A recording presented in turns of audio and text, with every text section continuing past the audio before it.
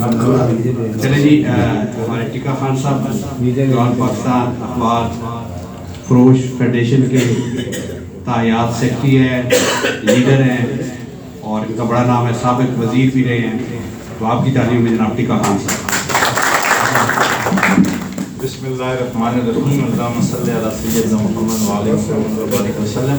جناب خوشنود صاحب، وزیر قریشی صاحب، مانگڑ صاحب، ماشاءاللہ صدر محترم و دیگر احباب، خواتین وحضرات، خواتین جو کہاں ہیں، السلام علیکم۔ یہ میں نے ابھی کوئی 115 صفحوں پر نظر پھیری ہے اس کتاب، ادھر بیٹھے ہوئے بجائے آپ کو سننے کے میں ایسے ہی پڑھتا رہا۔ ماشاءاللہ بہت ہی خوبصورت کتاب ہے، ویل انفارمیشن ہے اس میں، اور دنیا کی ایک بڑی طاقت کے حوالے سے بات کی گئی ہے، اور اس میں جو اردو ہے لکھائی ہے وہ بڑی معتبر ہے، بڑی قیمتی ہے۔ میں نے ایک عربی پرچہ بھی نکالا تھا، شاعروں کے ساتھ میں بڑا وقت گزارتا رہا ہوں، اردو لینگویج میں مجھے تھوڑا سا ہے سمجھتا ہوں، جو اس کی ترتیب ہے لکھنے کی، جو الفاظ استعمال کیے گئے ہیں وہ بہت ہی بھاری اور قیمتی ہیں۔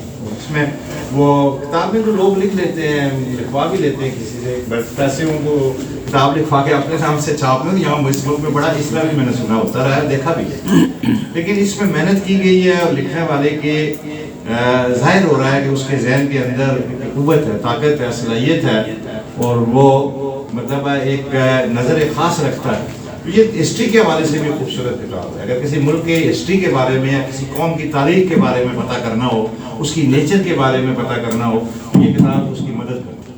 امریکیوں کے بارے میں تو امریکہ کو ہم برا بلا کہتے ہیں، ہر ملک کو یہ حق ہے کہ وہ اپنی آزادی کے لیے، اپنی طاقت کے لیے، اپنی عزت کے لیے، اپنی معیشت کے لیے وہ کرتے ہیں، پالیسیاں بناتے ہیں، اس پر چلتا ہے۔ اب اسے غلامی کہہ لیں، ظلم کہہ لیں، تشدد کہہ لیں، جو مرضی کہہ لیں، لیکن ہر جو قوم سامنے آئی ہے، اسلام کی جب آیا، بڑی جنگیں ہوئی، بڑی لڑائی ہوئی، بڑے لوگ مارے بھی گئے، لیکن ہمارا مذہب جو ہے وہ امن و آچی زیادہ دیا ہے۔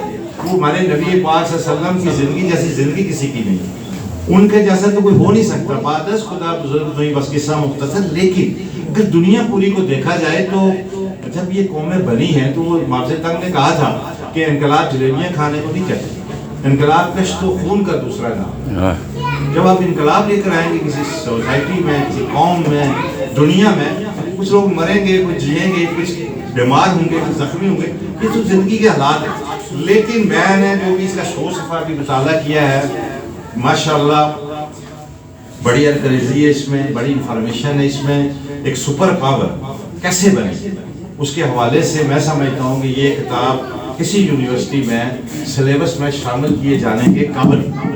بہت خوب۔ اور اگر کسی کو امریکہ کو سمجھنا ہے، امریکن نیشنل کو سمجھنا ہے، تو اس کتاب کو پڑھ لے۔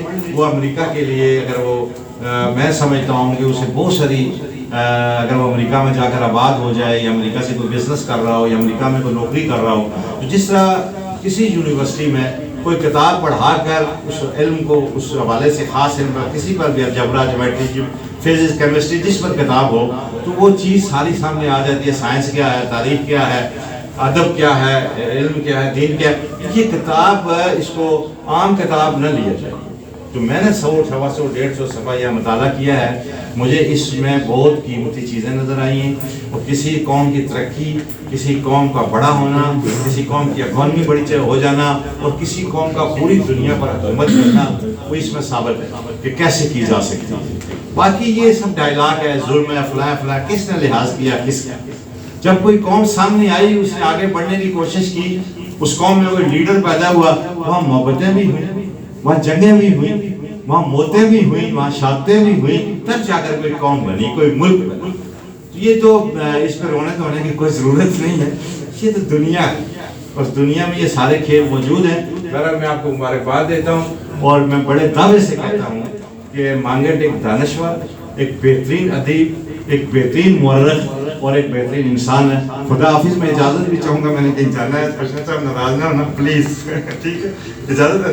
تو ماشاءاللہ میری نظروں میں مانگٹ پہلے ہی بڑا آدمی ہے، لیکن آج اس کی جو میں نے 100، 125 صفحہ دیکھا ہے یہاں پہ، تو مجھے لگا کہ اس ملک کا ایک بڑا ادیب اور دانشور ہے مانگٹ۔ خدا حافظ۔